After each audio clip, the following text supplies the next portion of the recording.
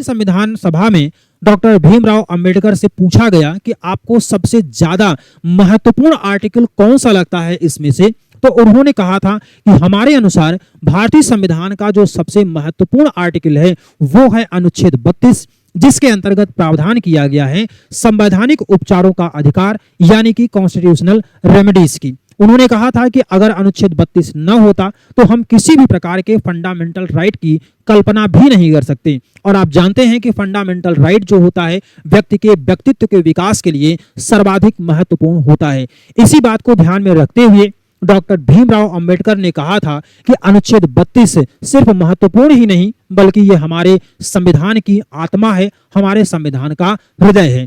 यहाँ पर आपको कंफ्यूज नहीं होना है। जब भी आपको संविधान की आत्मा से जुड़ा हुआ सवाल पूछा जाए तो यहाँ पर आपको दो बातें ध्यान में रखनी है। वो दो बातें आपको कौन सी हैं, यहाँ पर हम लोग देखते हैं कि क्या आपके लिए महत्वपूर्ण होगा। अगर यहाँ से सवाल आपको पूछा जाता है, सवाल आपको संविधान की आत्मा से अगर पूछा जाए, संविधान की आत्मा अगर पूछा जाए तो आंसर आपका क्या लगाना होगा। तो संविधान की आत्मा से आपका आंसर जो होता है वो दो होता है। एक को हम लोग क्या कहते हैं, एक को हम लोग कहते हैं प्रस्तावना और दूसरे को हम लोग कहते हैं अनुच्छेद 32। ये तो आपको पता रहा होगा, मैं ऐसा मान सकता हूं कि ये आप जानते रहे होंगे। अब यहां पर आप देखिए कब आपको कौन सा आंसर लगाना है इसकी अगर बात करें तो अगर यहां पर डॉक्टर अंबेडकर का नाम दे दिया जाए, डॉक्टर अंबेडकर का नाम दिया जाए, तब आपको आंसर क्या लगाना होगा, अनुच्छेद 32 को लगाना होगा। और अगर कोई नाम न दिया जाए कि किसके अनुसार है, जनरली अगर आपसे पूछा जाएगा तो वहां पर आंसर आपका हो जाएगा प्रियम्बल यानी कि प्रस्तावना। मैं उम्मीद करता हूं कि ये बात आपको समझ में आ गई होगी। अब इसके बाद हम लोग बात करें अगर अनुच्छेद 32 की, जिसके अंतर्गत संवैधानिक उपचारों का अधिकार दिया गया है। आपने पहले ही क्लास में पढ़ा था कि फंडामेंटल राइट जो होता है वो जस्टिएबल होता है, यानी कि न्यायालय के द्वारा इनको लागू करवाया जा सकता है। अब संविधान में जो फंडामेंटल राइट दिए गए हैं उनको लागू करवाने के लिए न्यायालय की शरण में आप किस आर्टिकल के अंतर्गत जाते हैं, तो वही बात आपको यहाँ पर दिया गया है अनुच्छेद 32 के अंतर्गत। अनुच्छेद 32 के अंतर्गत सर्वोच्च न्यायालय को यह अधिकार दिया गया है कि 5 प्रकार की रीट जारी करे और उसी के आधार पर फंडामेंटल राइट के उल्लंघन होने पर उसको लागू करवाने का काम कर सकती है। यहां पर जरा इस पॉइंट को आप देखिए, अधिकार तभी सार्थक हो सकते हैं, ये तो बहुत सिंपल होता है, जब उनको लागू किया जा सके। भाई अगर हमको कोई अधिकार दिया जा रहा है और उसको हम लागू कर पा रहे हैं तब तो हमारे लिए अच्छा है, लेकिन अधिकार हमको दिया जाए और वो हम उसको लागू भी ना कर पाए तब क्या होगा, तब उस अधिकार का हमारे लिए कोई मतलब ही नहीं निकलता है। तो इसीलिए अधिकार तभी सार्थक होते हैं जब उनको लागू किया जा सके और उनका उल्लंघन होने पर उपचार किया जा सके। अगर मौलिक अधिकारों का राज्य के द्वारा या फिर व्यक्ति के द्वारा उल्लंघन किया जाता है तो व्यक्ति या राज्य, तो व्यक्ति क्या होगा, राज्य नहीं व्यक्ति, संवैधानिक उपचारों के अधिकार के अंतर्गत उच्चतम न्यायालय या उच्च न्यायालय, ध्यान रखिएगा, उच्चतम न्यायालय या उच्च न्यायालय के द्वारा अपने मौलिक अधिकारों की रक्षा कर सकता है।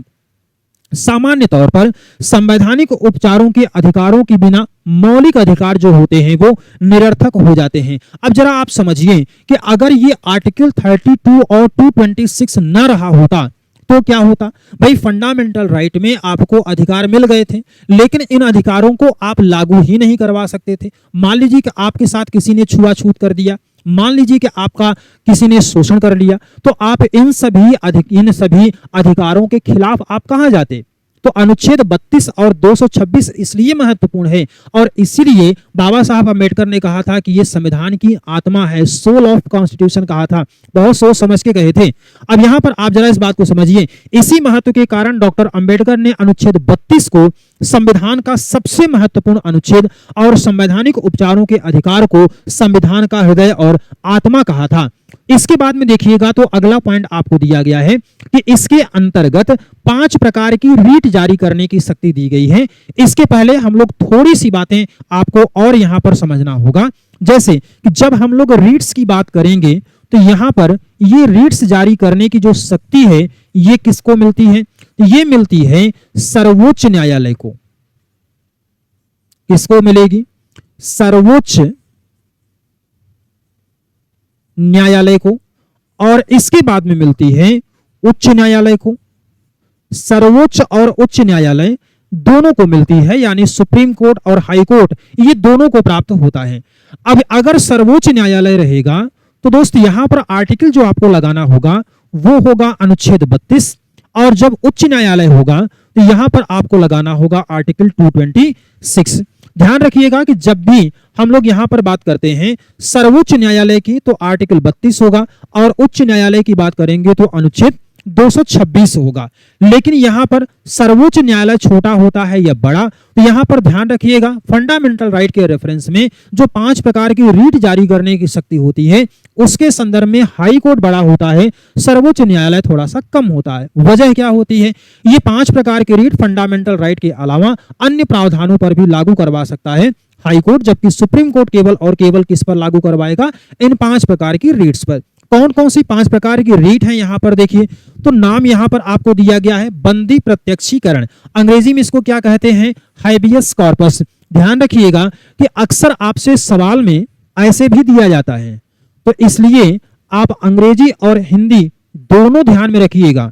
यहां पर क्या लिखा गया है? हाइबियस कॉर्पस ऐसे भी लिखा जा सकता है, और इसमें आपको समझना पड़ेगा कि यह बंदी प्रत्यक्षीकरण की बात कर रहा है। तो हाइबियस कॉर्पस किसके लिए होता है? बंदी प्रत्यक्षीकरण। परमादेश किसके लिए होता है? मैंडमस होता है। प्रतिषेध किस लिए होता है? प्रोहिबिशन है। उत्प्रेषण कौन है? सर्टियोरेराई होता है। और अधिकार परीक्षा जो होता है वो को वारंटो होता है। तो ये 5 प्रकार की रीट है, और इन 5 प्रकार की रीट को अलग अलग रेफरेंसेस में इसको लागू करवाया जाता है। किस तरीके से लागू करवाते हैं इसकी चर्चा हम लोग आगे करते हैं। 5 प्रकार की रीट है। कभी कभी सवाल आपसे यह भी पूछा जा सकता है कि निम्नलिखित में से कौन अनुच्छेद 32 के अंतर्गत 5 प्रकार की रीट्स में शामिल है या 5 प्रकार की रीट्स में शामिल नहीं है। एक एक करके देखते हैं कौन कौन सी रीट्स आपको यहां पर दी गई है। सबसे पहला जो है वो है आपका हाइबियस कॉर्पस, यानी कि बंदी प्रत्यक्षीकरण। बंदी प्रत्यक्षीकरण में जो सामान्य बातें हैं, पहली चीज तो यह है कि यह एक आदेश के रूप में जारी की जाती है जब किसी व्यक्ति को राज्य सरकार या फिर किसी व्यक्ति यानी कि प्राइवेट व्यक्ति के द्वारा निरुद्ध यानी कि बंदी बनाया गया हो, अर्थात आर्टिकल 21 और 22 के तहत मौलिक अधिकारों का हनन हुआ है। तो इस परिप्रेक्ष्य में न्यायालय राज्य या प्राइवेट व्यक्ति को यह आदेश देता है कि वे निरुद्ध व्यक्ति को न्यायालय के समक्ष प्रस्तुत करें और ये बताएं उन्हें कि किस प्राधिकार यानी कि कारण से इनको निरुद्ध किया गया है। और अगर दिखाए गए कारणों से ये पता चलता है कि निरुद्धता का कोई विधिक औचित्य नहीं है तो न्यायालय जो है वो निरुद्ध किए गए व्यक्ति को छोड़ सकता है। मतलब मैं आपको अगर इस समय अभी पढ़ा रहा हूं, जबरदस्ती अगर कोई आकर के मुझे गिरफ्तार कर ले तो उस कंडीशन में यहां पर हाइबियस कॉर्पस जो है वो अप्लाई हो जाएगी। अब यहां पर क्या है कि किसी भी व्यक्ति या फिर राज्य के द्वारा वो गिरफ्तारी की जा सकती है, और इसी बात को यहां पर आपको बताना होगा कि किस वजह से। अब न्यायालय क्या करेगा कि जिसने मुझे आकर के गिरफ्तार किया है, न्यायालय उनको आदेश देगा कि मुझे न्यायालय के समक्ष प्रस्तुत करें और बताएं कि किस वजह से मुझको गिरफ्तार किया गया है। गिरफ्तारी का अगर सही कारण है, मान लीजिए कोई मैं गलत कार्य किया हूं, तो उस आधार पर उसको आगे प्रोसीड किया जा सकता है, गिरफ्तारी को मेरी वैलिड हो जाएगी। और अगर सही कारण नहीं है तो वहां पर न्यायालय मुझे रिहा कर देगा यानी कि बरी कर देगा। बस इसका सीधा सा मतलब यही होता है। एक सवाल और भी आता है कि बंदी प्रत्यक्षीकरण की रीट कौन ला सकता है? तो लाने के लिए जैसे मुझे गिरफ्तार किया गया है, पता लगा आपको ही पता चला कि हमको गिरफ्तार कर लिया गया है, तो ये वाली रीट जारी करने के लिए आप भी न्यायालय जा सकते हैं, या हमारा कोई रिश्तेदार है तो वो भी जा सकता है, हमारे कोई चाहने वाले हैं तो उनके द्वारा भी इस प्रकार की रीट को जारी करवाया जा सकता है। इसके बाद देखेंगे यहां पर अगला पॉइंट आपको तो दिया गया है परमादेश। ये आपका हो गया बंदी प्रत्यक्षीकरण, और इसके बाद है दूसरा परमादेश। यहां पर परमादेश शब्द में अगर आप देखेंगे तो यहां पर एक परम और आदेश, अगर इसको आप संधि विच्छेद करते हैं तो इसको हम परम और आदेश कह सकते हैं। तो परम और आदेश इसका मतलब सीधा सा हो गया, ये आदेश दिया जाता है किसी प्रकार का, और आदेश किसको दिया जाता है? उस व्यक्ति को दिया जाता है जो व्यक्ति अपने कर्तव्यों का निर्वहन सही तरीके से नहीं करता है। देखिए ध्यान से कि ये न्यायालय के द्वारा संविधान या विधि के अधीन कोई सार्वजनिक पद धारण करने वाले, ध्यान रखिएगा सबके लिए नहीं, केवल और केवल सार्वजनिक पद को धारण करने वाले प्राधिकारी के विरुद्ध जारी किया जाता है। इसके बाद में देखेंगे इस रीट के माध्यम से न्यायालय उस प्राधिकारी को अपने पद से संबंधित कर्तव्यों के निर्वाह करने का आदेश देता है। यानी कि अगर कोई सरकारी कर्मचारी है, सार्वजनिक पदाधिकारी है और वो अपने कर्तव्यों का पालन नहीं कर रहा है तो उसके लिए क्या किया जाएगा, न्यायालय एक परमादेश जारी कर देगा और वो क्या होगा कि उस प्राधिकारी को जारी किया जाएगा जो अपने पद से संबंधित कर्तव्यों का सही तरीके से निर्वहन नहीं करता है और उनको अपना आदेश जो है वो मानना पड़ेगा, उसको अपने कर्तव्यों का निर्वहन करना पड़ेगा। दो रीट हो गई, बंदी प्रत्यक्षीकरण और परमादेश। बंदी प्रत्यक्षीकरण क्या होता है कि न्यायालय के द्वारा उस व्यक्ति को आदेश दिया जाता है जो किसी व्यक्ति को गलत तरीके से गिरफ्तार किया है और उससे कहता है कि न्यायालय के समक्ष गिरफ्तार किए गए व्यक्ति को प्रेजेंट करिए और उचित कारण बताइए। अगर कारण सही है तो आपकी गिरफ्तारी आगे कंटिन्यू होगी और अगर गिरफ्तारी आपकी गलत तरीके से की गई है तो वहां पर आपको छोड़ दिया जाता है। परमादेश जो रीट होती है वो उस सार्वजनिक पदाधिकारी के खिलाफ जारी की जाती है जो कि अपने कर्तव्यों का सही तरीके से पालन नहीं करता है। मुझे उम्मीद है पूरी कि आपको ये दोनों प्रकार की रीट जो है वो समझ में आ गई होंगी। अब इसके बाद देखिएगा अगला पॉइंट आपको है, परमादेश की रीट जो है वो प्रशासनिक और न्यायिक दोनों अभिकरणों के विरुद्ध जारी की जा सकती है। परमादेश में एक खास बात यह है, ये कुछ पर्टिकुलर के विरुद्ध जारी नहीं की जा सकती है। किसके किसके प्रति, राष्ट्रपति या राज्यपाल के विरुद्ध आप परमादेश रीट को जारी नहीं करवा सकते हैं, या आप ऐसे अन्य पदाधिकारी के लिए जिन्हें विधि के अधीन विवेकाधीन की शक्ति, विधि के अधीन विवेकाधीन शक्ति प्रदान की गई है, तो उसके लिए भी क्या होता है कि उन प्राधिकारियों के खिलाफ आप इस प्रकार की रीट को जारी नहीं करवा सकते हैं। सार्वजनिक इकाइयों के विरुद्ध नहीं करवा सकते हैं।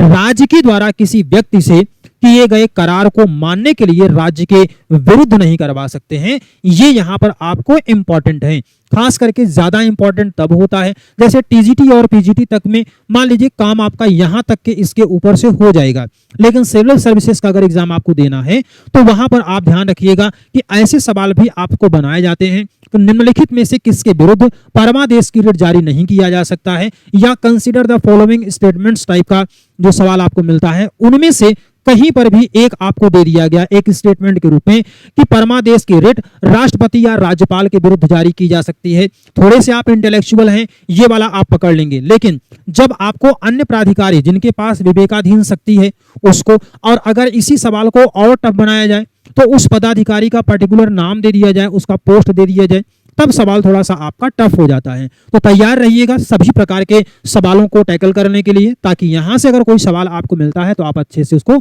सही कर सके। इसके बाद देखिएगा अगला पॉइंट आपको है प्रतिषेध। अब दो रीट आपको मिलेगी जो कि न्यायिक रीट ही होती है, एक होता है प्रतिषेध और दूसरा होता है उत्प्रेषण। दोनों में डिफरेंस क्या है, पहले दोनों अलग अलग पढ़ते हैं, फिर इसके बाद हम लोगों एक साथ दोनों चीजों को पढ़ना है। यहां पर आप देखिए तो यह रीट जो है वो केवल और केवल न्यायिक अभिकरणों के विरुद्ध जारी की जाती है, और इसी तरीके से जैसे प्रतिषेध न्यायिक अभिकरणों के विरुद्ध है उसी तरीके से उत्प्रेषण की रीट जो है वो भी न्यायिक अभिकरणों के विरुद्ध ही जारी की जाती है। सामान्य तौर पर यह रीट जो है वो वरिष्ठ न्यायालय के द्वारा, कनिष्ठ का मतलब यहां पर होता है जूनियर, या आप कह सकते हैं सबऑर्डिनेट जो कोर्ट हैं यानी कि अधीनस्थ न्यायालय, इनके विरुद्ध तब जारी किया जाता है जब सबऑर्डिनेट कोर्ट अपने न्यायिक क्षेत्राधिकार के बाहर के विषयों को सुनवाई के लिए स्वीकार कर लेते हैं। ध्यान रखिएगा, केवल और केवल सुनवाई के लिए स्वीकार कर लेने मात्र से ही कौन सी रीट जारी की जाएगी, प्रतिषेध यानी कि प्रोहिबिशन। तो प्रोहिबिशन कब जारी की जाती है, सवाल अगर आपसे ये पूछा जाए तो सुनवाई के लिए स्वीकार कर लेना, और इस रीट के माध्यम से वरिष्ठ न्यायालय जो है वो सबऑर्डिनेट कोर्ट को कार्यवाही को तुरंत रोक देने का आदेश देता है।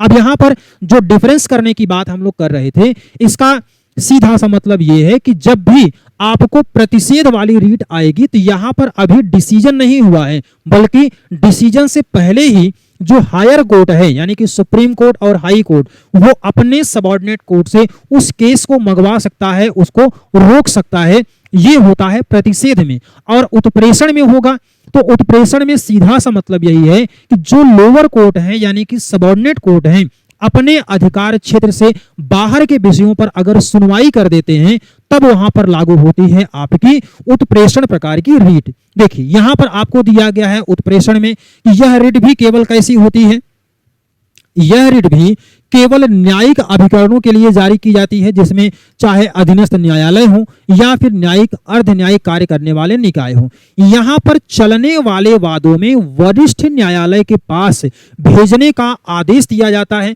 जिससे उनके निर्णय की जांच की जा सके और अगर वे दोषपूर्ण निर्णय हो तो उन्हें रद्द किया जा सके।